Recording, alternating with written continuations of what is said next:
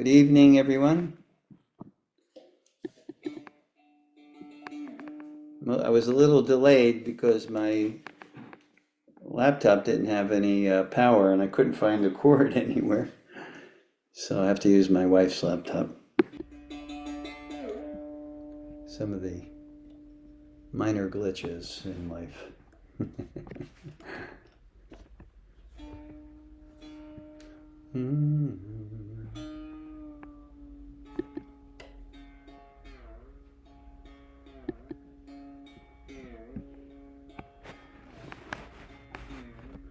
Om Jnana Timirandasya Vinanjana Salakaya Chakshuro Militam Jena Tasmai Sri Guruve Namaha Tasmai Sri Guruve Namaha.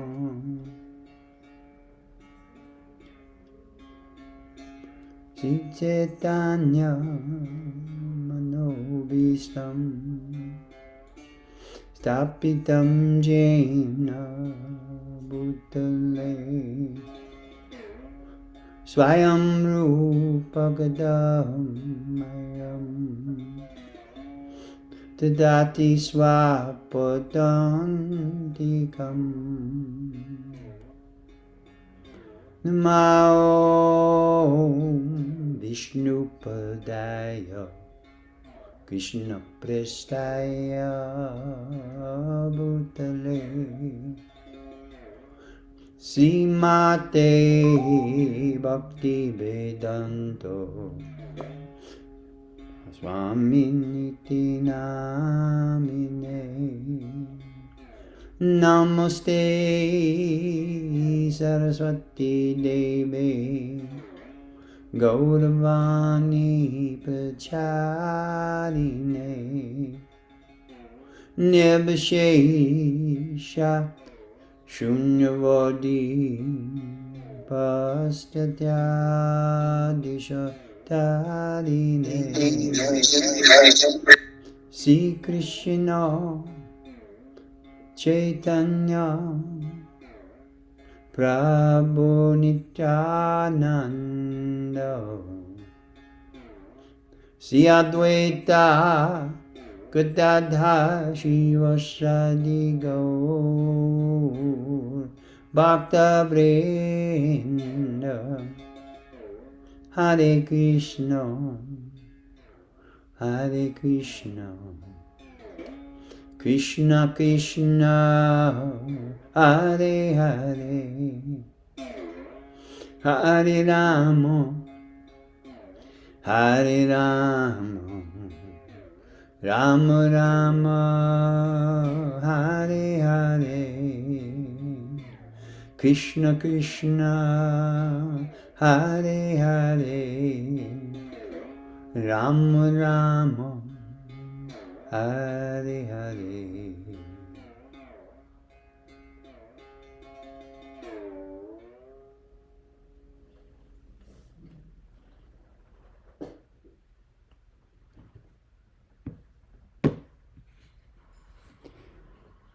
Okay, welcome to our session, Tales from the Bhagavata Purana.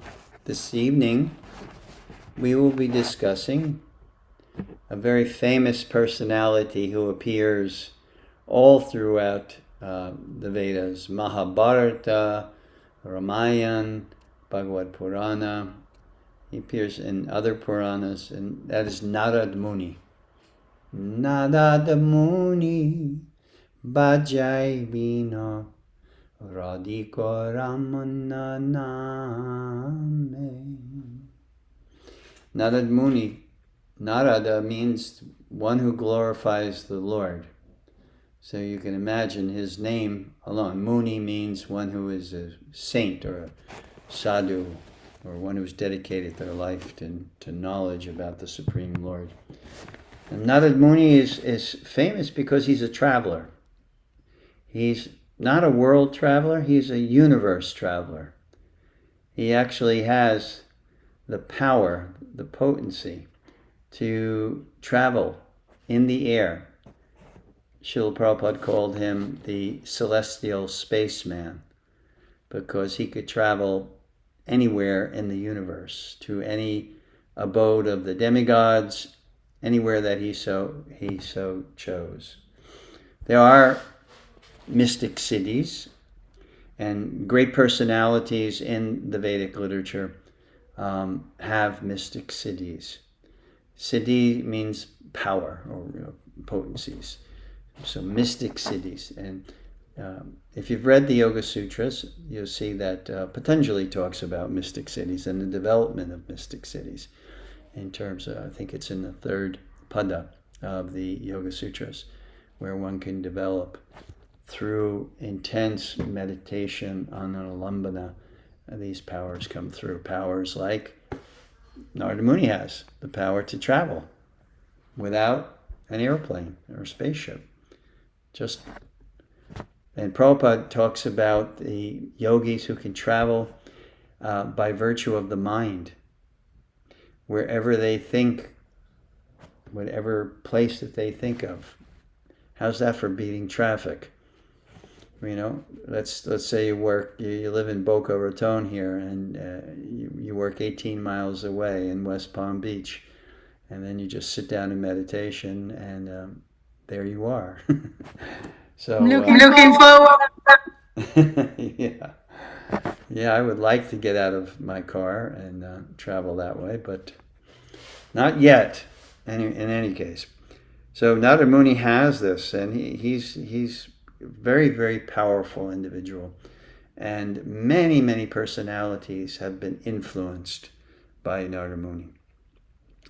According to Vedic literature, Narada Muni was a celestial spaceman and mystic sage with an eternal spiritual body. He was known.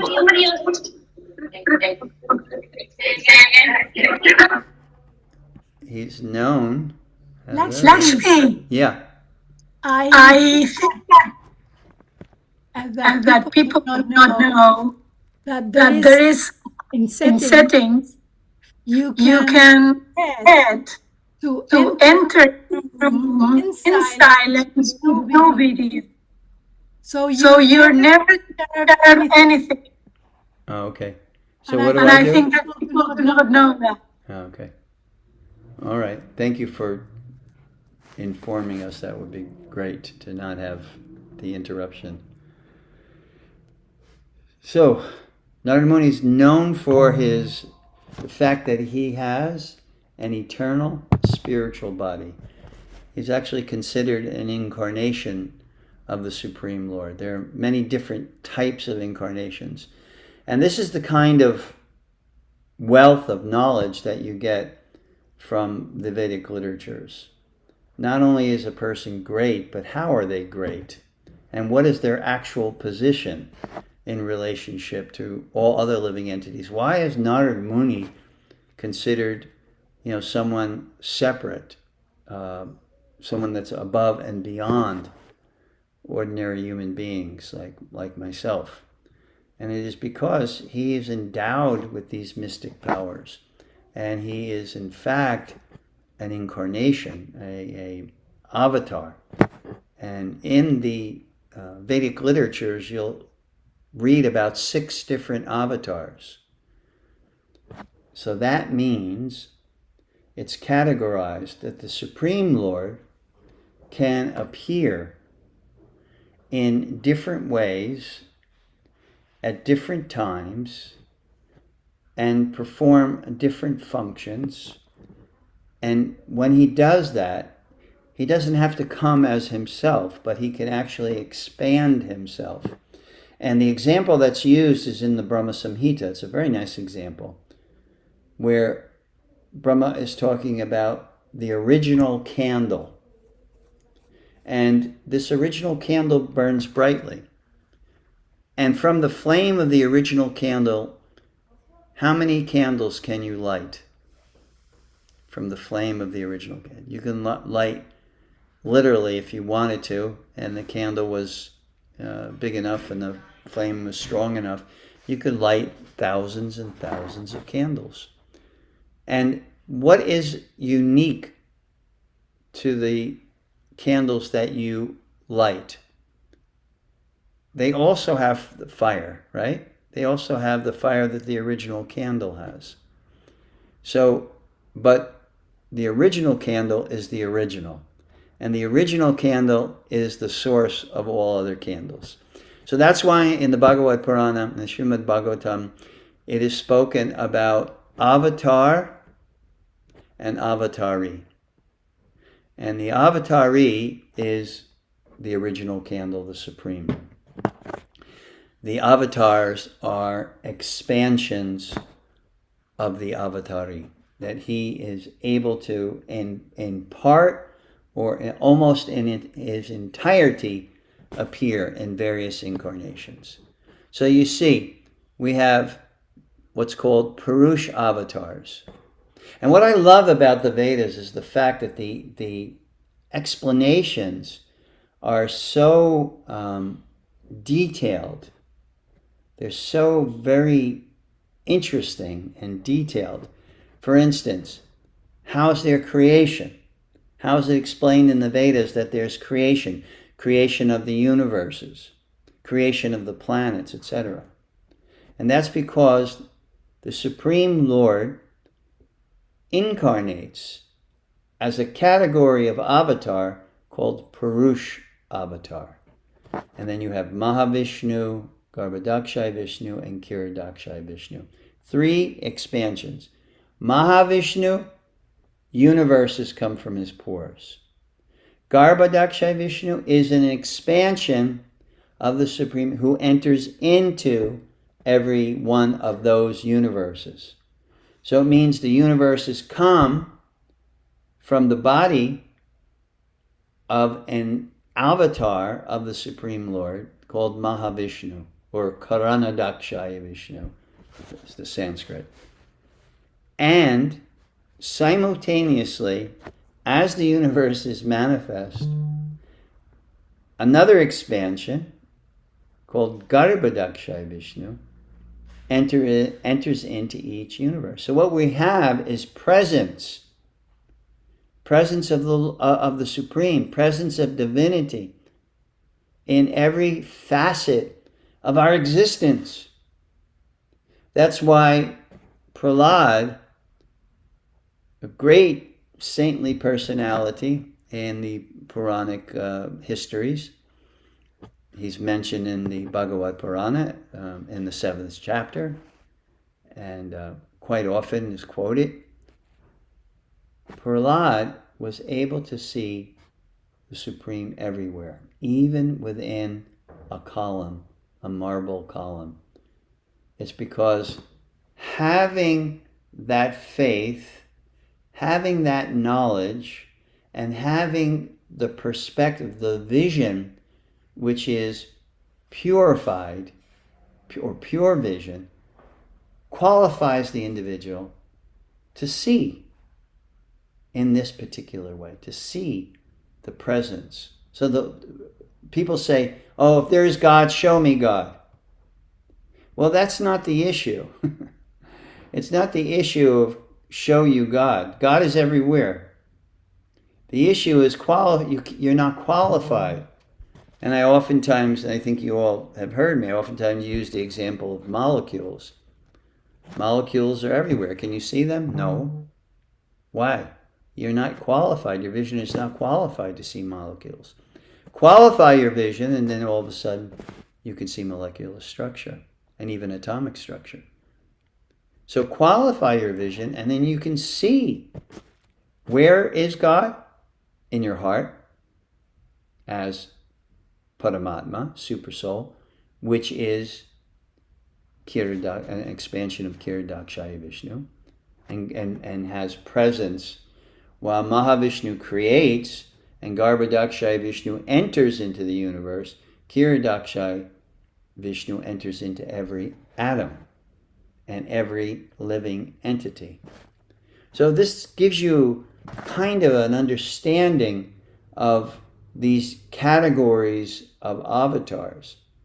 And why they appear, how they appear, and what is their purpose. So one category is called Shakyavesh. And Shakyavesh avatar can be a living entity in human form that's empowered, invested with the potency of God and can do God-like things, like Narada Muni, like so many other, I think Buddha is considered Shakyavesh also. So these various categories of avatars are there so that things are functioning in such a way and always has the presence of the Supreme. So, for instance, another category of avatar is Yuga avatar. Every Yuga, Satya Yuga, Treta Yuga, Dwapara Yuga, and Kali Yuga, every Yuga has an avatar. And what is the purpose of that avatar? To produce or to give for humanity Yuga Dharma. What it is that we can do in order to obtain self-realization and ultimately God realization. Yuga Dharma. So all of these ways and means that the Supreme appears is for our benefit. Just like there are waves in the ocean. Sit on a beach and count the waves of the ocean and see how many waves you count. Innumerable. So the manifestation of the Supreme is compared to like waves in the ocean.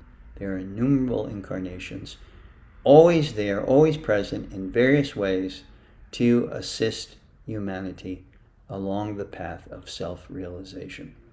So Narada Muni is one such. He's known for his intellectual capacity.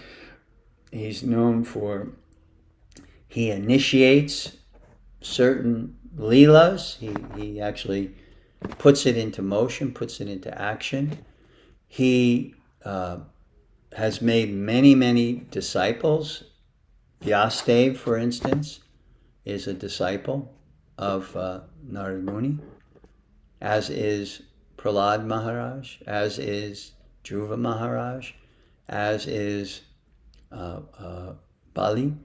There's so many different great personalities that were influenced by Narada Muni. He's considered a partial manifestation in power to perform miraculous tasks on Vishnu's behalf. He appears in the Mahabharata, he appears in the Ramayana, and he appears in the various Puranas. So he's everywhere. So let's talk about the story of Narada Muni. Let's do the progression of Narada Muni because it's a little complicated.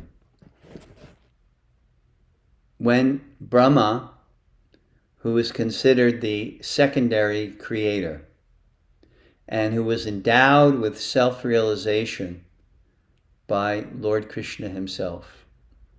Does everyone know how Lord Brahma gave Lord Brahma self-realization? It was through mantra. That's why the emphasis is there, through mantra. And you know what mantra it was? The Gayatri mantra. That's why the Gayatri mantra that you hear yogis sing and those that are twice initiated, that mantra that they're given is called the Brahma Gayatri mantra because it is the mantra that was given to Brahma and which sparked his self-realization and illumination and enlightenment. And then from that, Brahma was able to perform his duty, and that was to be the secondary creator of universe. In every universe, There are literally millions of universes, and they are all of varying sizes.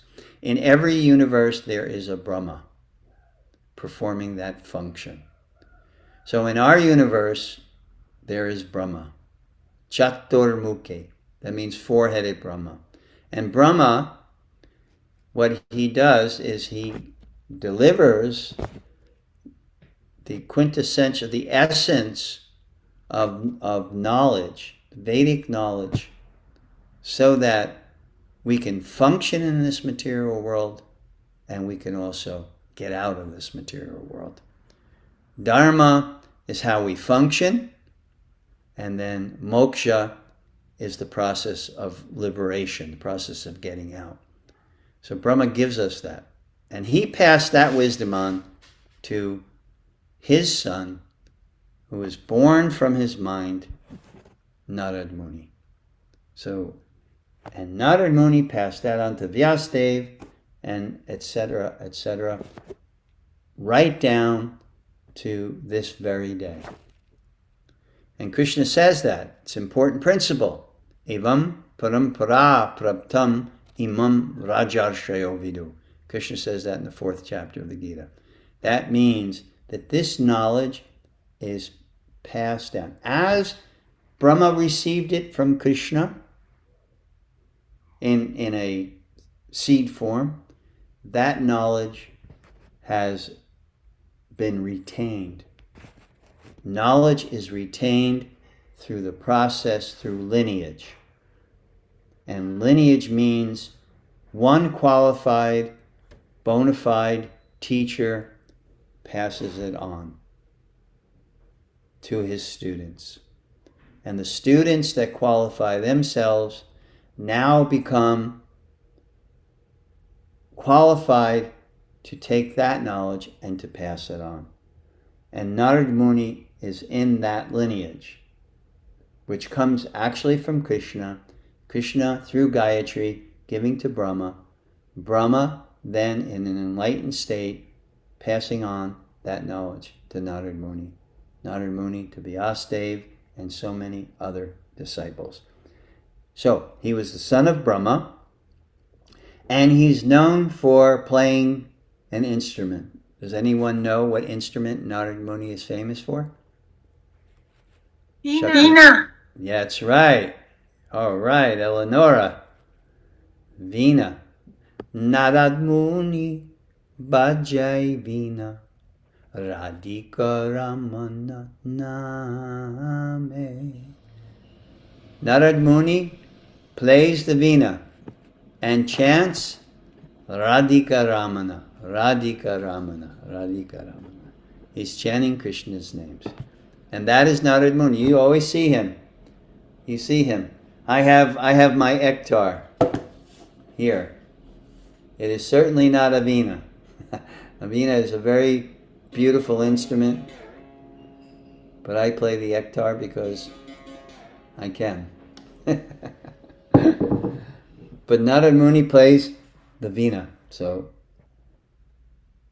and he is constantly chanting. So when he is in between him enlightening others, then he's chanting.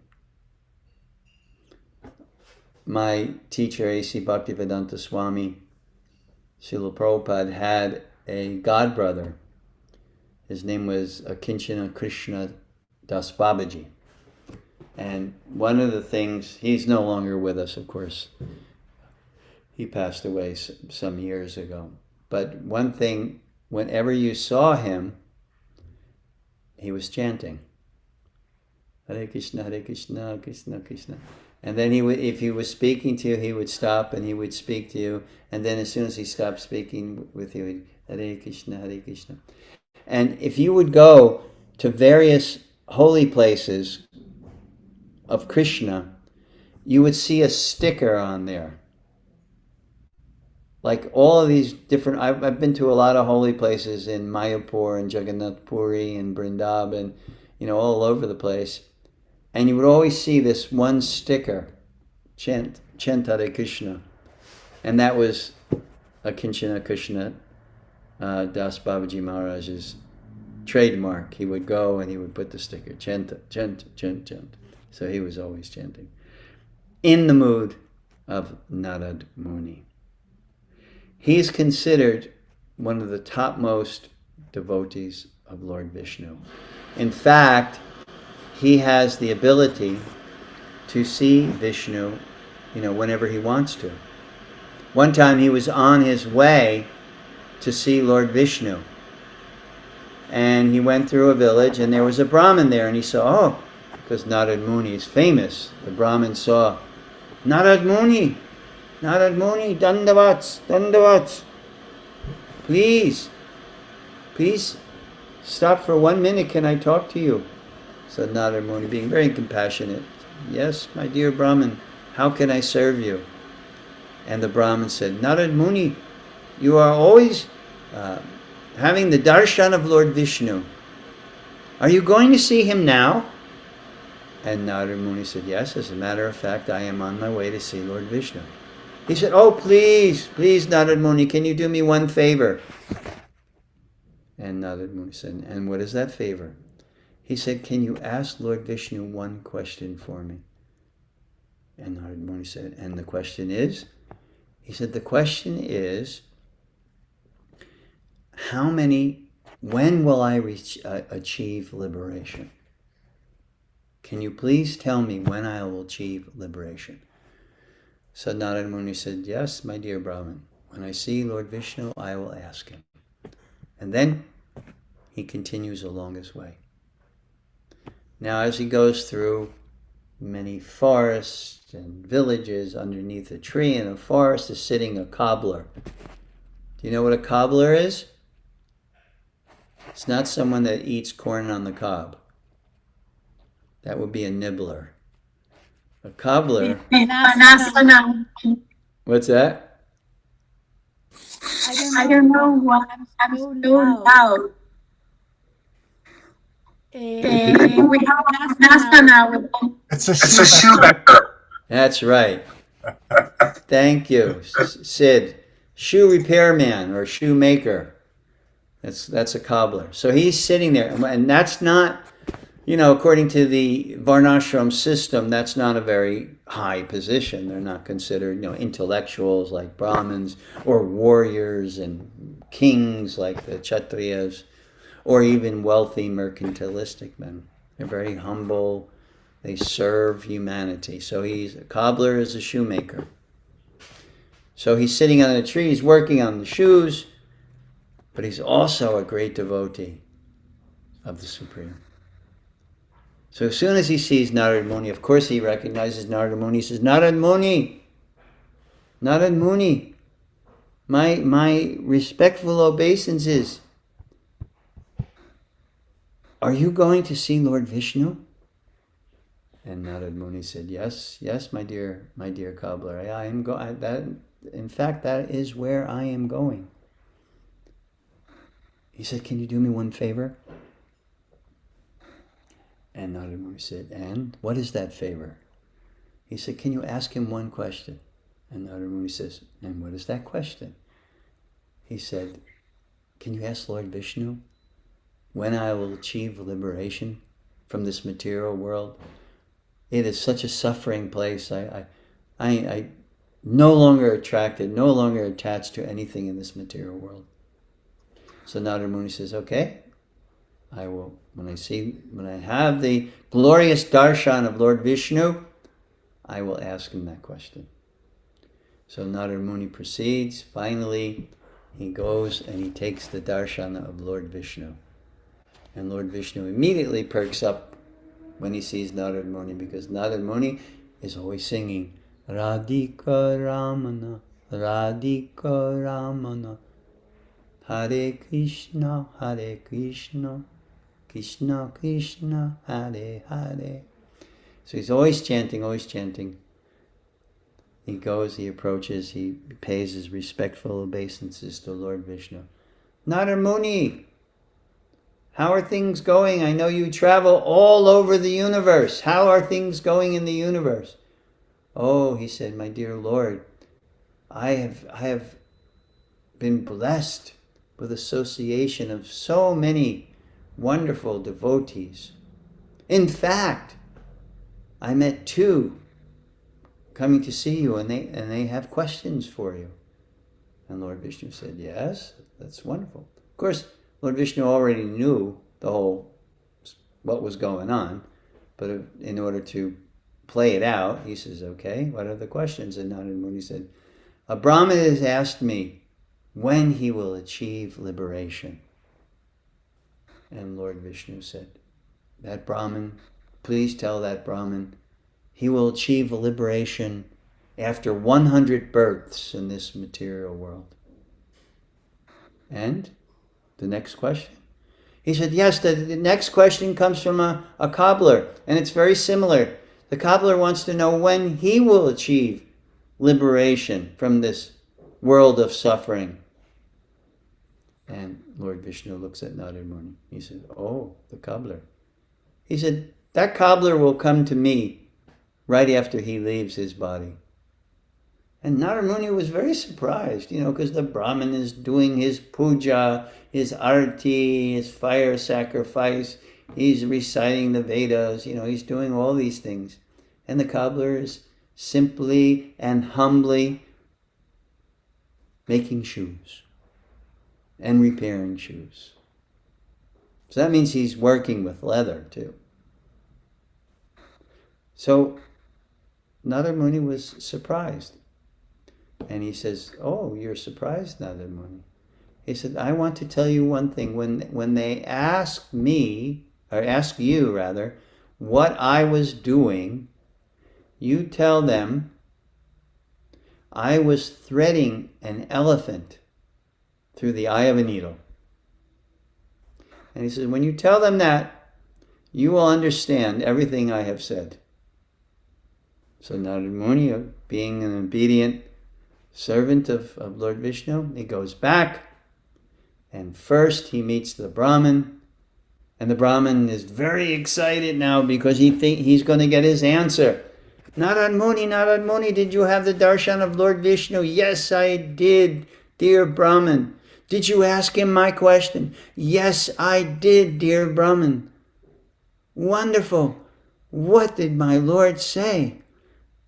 He said that you will achieve liberation after 100 births.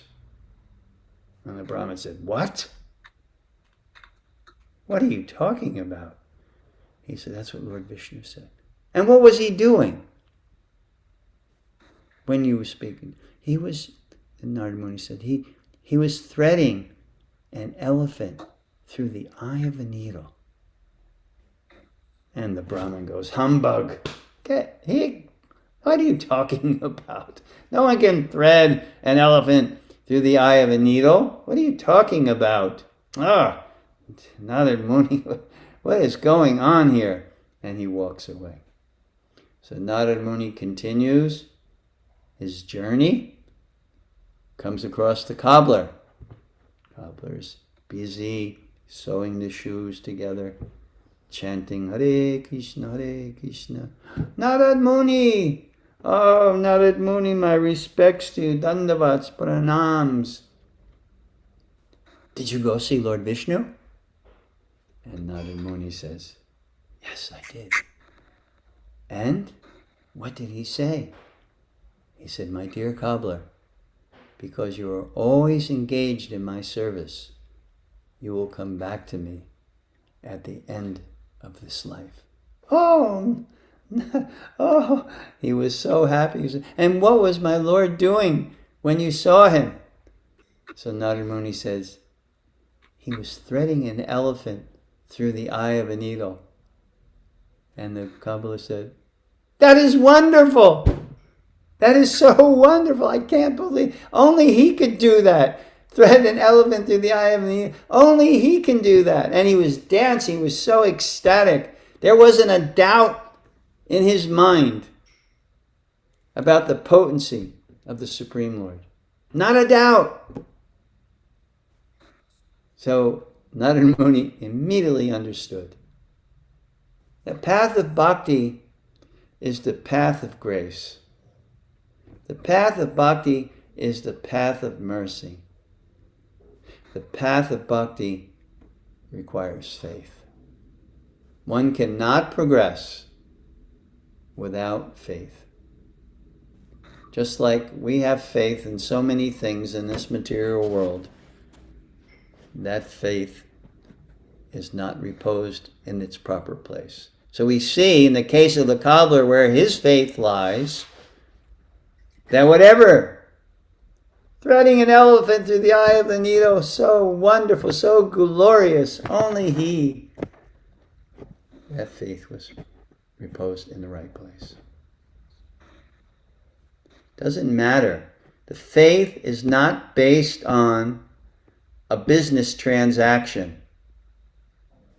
It's not based on a transaction. And if God gives me what I want, I have lots of faith. If He doesn't, I have no faith. Look at the case of Kolavecha Sridhar. He was such a poor man. His clothes were tattered and raggedy. His cottage was so in disrepair that when it rained, the rain came through the thatched roof because it needed repair so badly. He was so poor. He was a banana leaf seller. He sold bananas and banana leaves. But yet, his faith was unflinching in the Supreme Lord. Unflinching. It's like the story of the man. He was Muslim, and he was all night he was chanting Allah, Allah, Allah, Allah, Allah, Allah, Allah, all night chanting. And the next morning, his neighbor came over. He said, all night you're chanting Allah, Allah, Allah. Did you see Allah? And then the man kind of looked. He said, no, I did not see Allah. So he became despondent. Why is it I'm chanting, I'm doing everything it says in the Quran?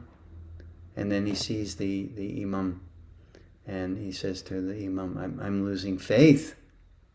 The Imam says, why? He said, all night I am chanting. I want to see my God. I want to see God. I really want to see you, Lord, but it takes so long, I know. Hare Krishna. So, the Imam said, you misunderstood. You actually had God's association. And he said, what? I did not see him. How did I have his association? He said, the longing, that is proof that you have association. The longing. I really want to know you, Lord. I really want to be with you, but it takes so long, I know. Hallelujah. So this is also a very important aspect of bhakti, to long, because longing means love. If you long to see a friend, or you long to see your spouse or your child, that is manifestation of love. And many times through the longing, the presence of that personality is so vibrant within your heart as a result of the longing that sometimes you're with them. And what's the old saying? Familiarity breeds contempt. Sometimes you're with a person and you don't really see their great qualities. And they can be very great people. Wonderful people. And because of familiarity, you miss that. But when you are separated, absent, what do they say? Absence makes the heart grow fonder. So when that longing is there, that is a very deep, deep connection to the Supreme. So Narada Muni has this all the time.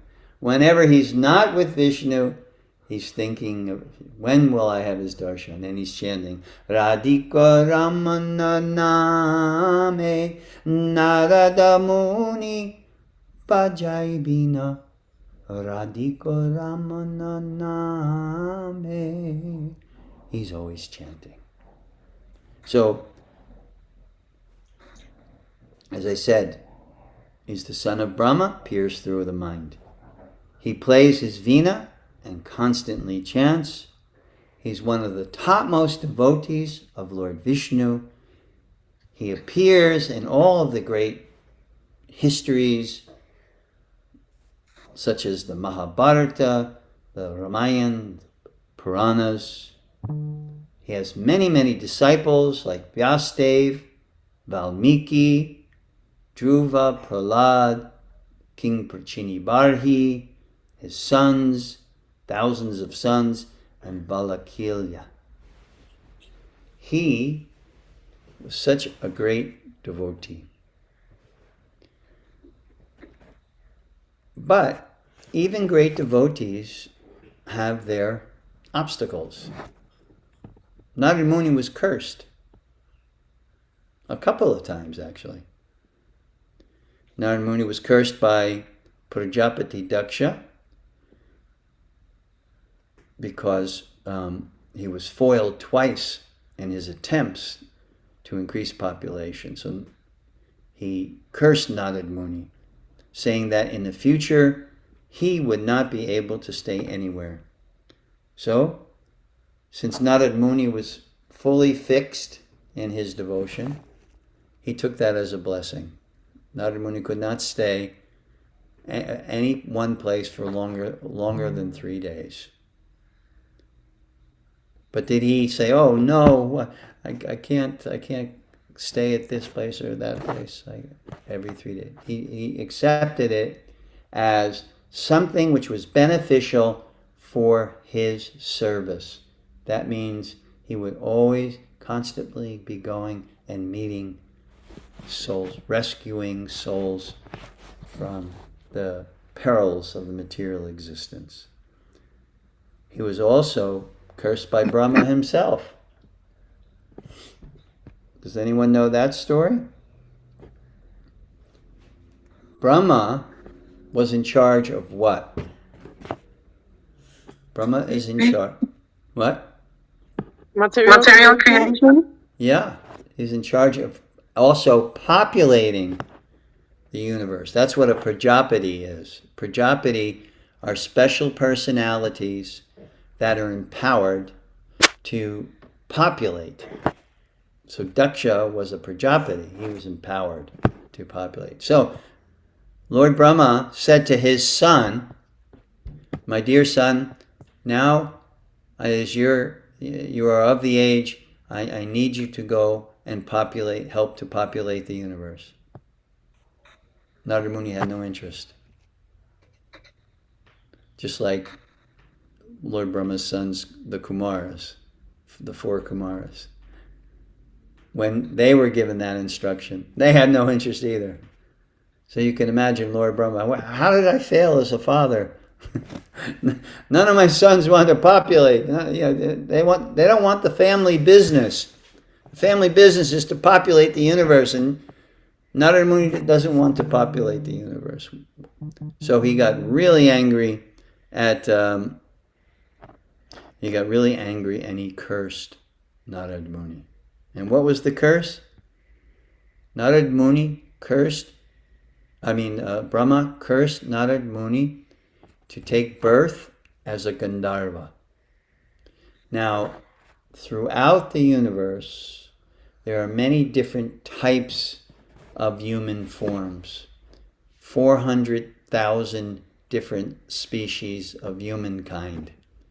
One such is called Gandharvas. And the Gandharvas are celestial singers and musicians. They have absolutely beautiful voice.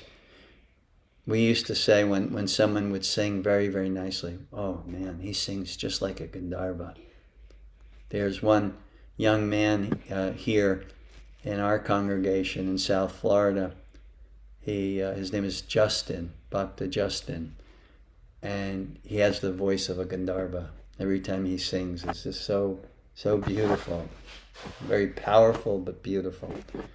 So he was cursed to be a Gandharva. So one may say, well, that's not much of a curse, but it is, in the sense that he had a beautiful body, he had a beautiful voice, and he was very attractive to women. So he became very much caught up in that kind of rock star lifestyle and became very degraded. He became so lusty, he became very degraded. His name was Upabarhana. That's the birth that Narada Muni took. Upabarhana. And that curse was to last, get this, 432 million years. That is a kalpa, and a kalpa is a day of Brahma. So when you think about it in relationship to Brahma, I'm cursing him for a day. He's punished for a day. I do that with my son all the time. When he doesn't listen to me, I say, okay, you can't go on the computer for the whole day. And it's like, oh no, what did I do? You know? So Brahma cursed Narada Muni to be a Gandharva for 432 million solar years. But that's the day of Brahma. So during that time, he became very popular. He was very handsome. He had a nice bodily build. He was expert at singing and playing music. And there was a big festival, a singing and dancing festival. And wherever there was singing and dancing, the Gandharvas and the Apsaras were always there. The Apsaras were beautiful, beautiful women who danced in such a lovely way that they can attract the minds of anyone. So the Apsaras were there dancing, the Gandharvas were there singing and playing instruments. So Upabharhana was playing a drum and singing, and he missed a beat. Imagine, he just missed one beat in the performance. And the demigods got really, really angry at him. And they said, I curse you! I curse you to take birth on the earth planet, and you're going to be in a very poor family, and you're not even going to have a father, and your mother is going to raise you by herself, and she's going to be a maidservant. That's going to be her position. So that was the curse the demigods bestowed on Upabharana, who was Narada Muni, cursed by Brahma. So then he was cursed again, appeared there, and as a very young boy, his mother, although he was born in that position, because you look at it, what is the value of being born in a wealthy, aristocratic family? You know, sometimes we envy people who are born in a very wealthy family, you know, and as soon as they turn 17 and they can drive, at least in New Jersey it's 17, I think here in Florida it's 16. As soon as they turn driving age, they come to school with their BMW, you know, or whatever car they want, you know. And then we think, oh boy, my family's poor. I can't even get a Volkswagen, you know, a 25-year-old Volkswagen. Sometimes we envy in that way.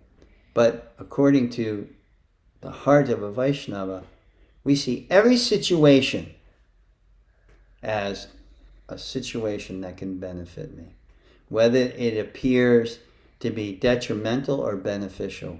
We see that whatever situation that we're put in, there is a reason, and that reason is for our benefit.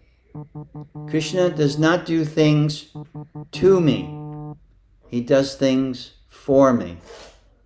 And if we cultivate that kind of mindset, that whatever happens to us, we may not understand how it is for me, how it's to benefit me, but we may be blessed with the understanding later on. I know in my life, when things happened and I couldn't understand why. Why is this happening? Why is it going like this, etc. Eventually, after a period of time, I realized, oh my God, this was a blessing. This was to put me into the proper mindset so that I could advance spiritually.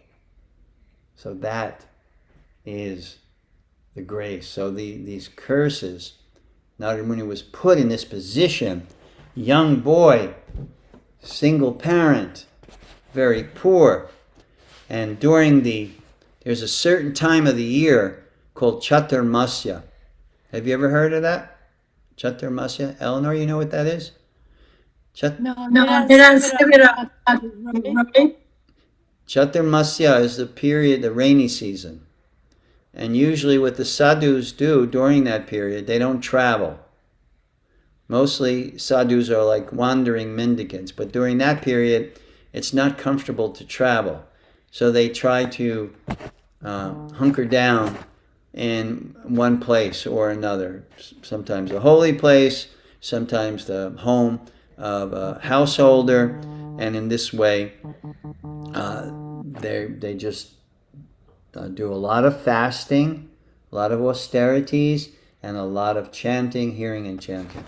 So it was Chaturmasya, and a couple of sages came to the humble abode, the humble cottage of Narada Muni and his mother. And during the Chaturmasya period, it lasts for 4 months.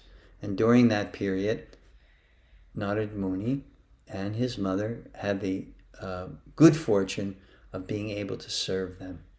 So in that service, in the service that they performed, Narada Muni got so much benefit because he was able to serve the sadhus. He was able to hear from them Bhagavata, Katha about the Supreme. And the mind of a child, if you think historically in the Puranas, how many young children were like such glorious, powerful devotees? Dhruva Maharaj, he left his father's kingdom. How old was he? Around 5. Prahlad Maharaj, persecuted by his father, Hiranyakashipu, the king of the entire universe, conqueror of all the demigods. How old was he when Lord Nrsimhadev appeared before him and did away with Hiranyakashipu and all of his evil? He was 5 years old. Narada Muni, when all of these sages came to his house, how old was he? He was around 5 years old. So he performed service to the sadhus, and as a result, as a blessing, he would take remnants of their prasadam. And the combination of hearing and taking remnants of prasad, he made great advancement. Everyone knows what prasadam is, right? And prasadam is food that has been offered to God, vegetarian food offered to God, and then after the offering, it's considered God's mercy to those who are now going to partake. And it's considered to be a very powerful force in purifying the heart. That's why Prabhupada emphasized it so much, to only take food that has first been offered with love and devotion to the Supreme. And that will purify the heart. So, as a result of this association and the prasadam of these great sadhus, Narada Muni became totally purified. His mother passed away because she was bitten by a serpent, and then he left the domicile and he traveled throughout the world, and he became totally pure, and he achieved again that position as the son of Lord Brahma and the great sage Narada Muni, blessing everyone and anyone that would be there and have the intelligence to take his association. So, a few stories about Narada Muni.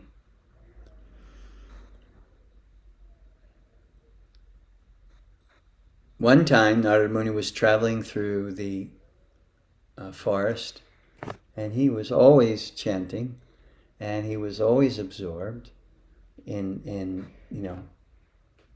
being. You can be absorbed in doing, or you can be absorbed in being.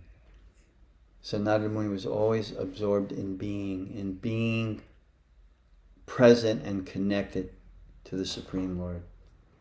So there were two sons of Kuvera. Kuvera is the treasurer of the demigods. And the amount of wealth that Kuvera had was unimaginable. Even more so than, what was that historically? When you Google the wealthiest man in history, it's Musa Mensa, I believe it is, from Mali, from Africa. I forget. I think that's his name. And it was estimated that he had so much gold that in present day value it'd be something like $750 billion. That's how wealthy he was. So he's considered historically the wealthiest person that ever existed. So you multiply that by 100, and that's like Kuvera's wealth. That's how wealthy he was. So he had two sons. And as often happens, when children are born into privilege, they abuse that privilege. There's a professor at Yale University. Her name is Dr. Lori Santos. And she is well known for her research on happiness.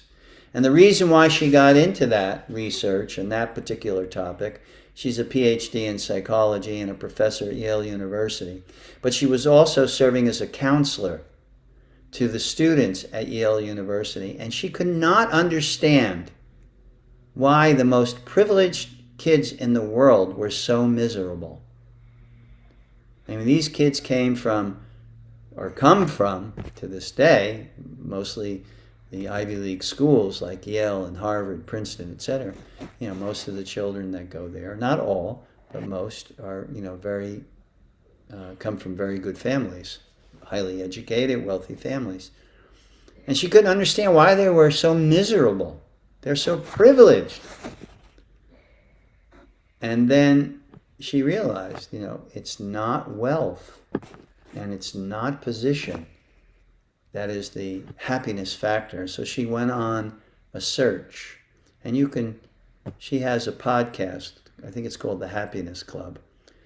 And when when she talks about all the things that she has realized as a result of her research, very much in parallel with the principles of bhakti, how one becomes happy in the practice of bhakti.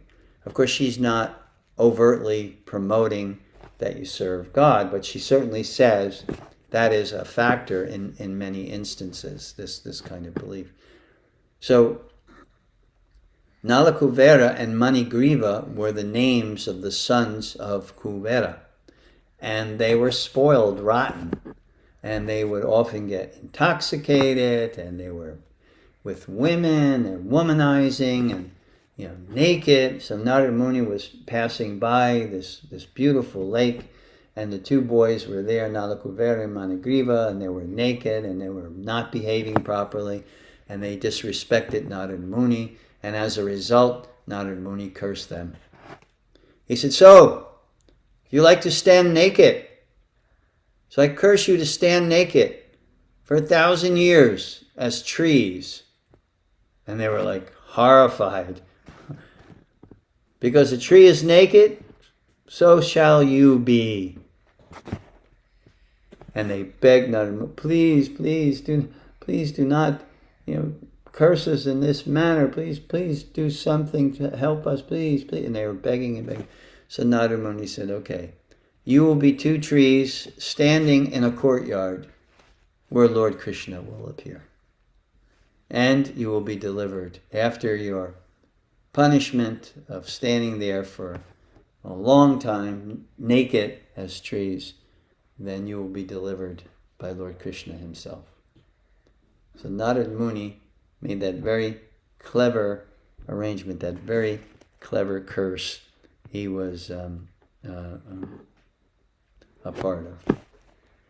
Another time, Narada Muni, again, was in the forest. Oh, I see. I'm starting to run overtime. But I'll just tell this story quickly. Dhruva Maharaj was the son of King Uttanapada, and the king had multiple queens, and there's always a chief queen, and then all the other queens are secondary. So the chief queen did not like Dhruva Maharaj because he was enviable, such a great personality, and he wanted to get on his father's lap, Dhruva Maharaj, but the chief queen would not let Dhruva get on.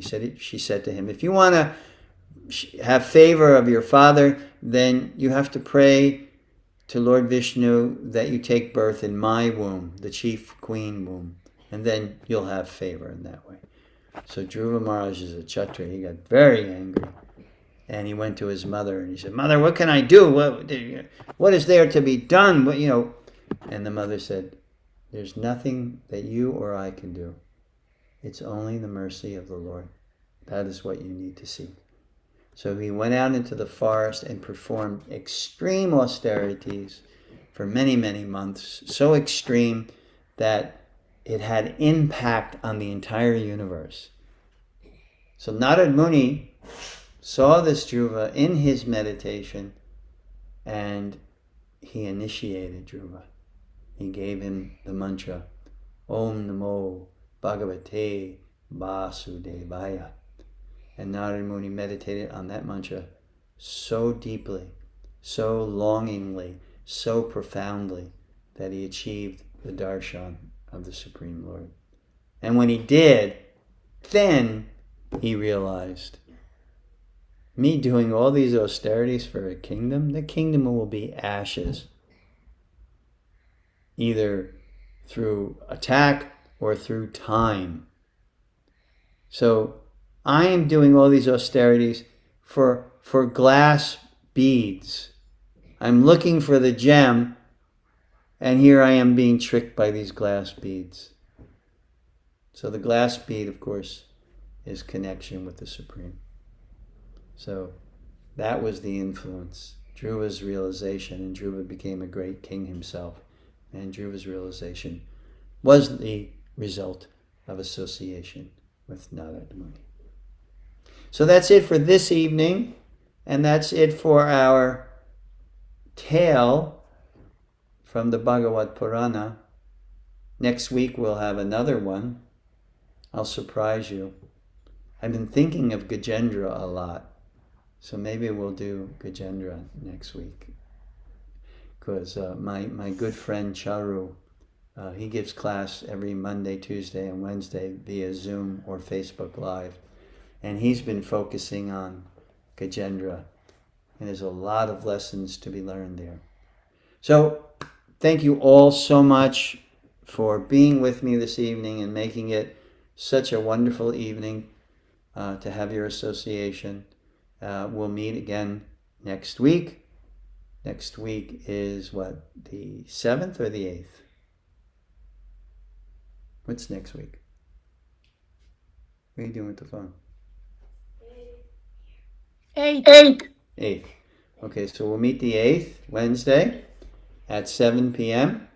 And we'll take another tale from the Bhagavata Purana. And this is the essence of bhakti.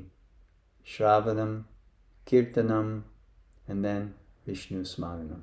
So until that time, you all have a very happy, healthy, and holy week. Thank you so much for you too. Hare Krishna. Blessings. Same to you. Blessings to you all.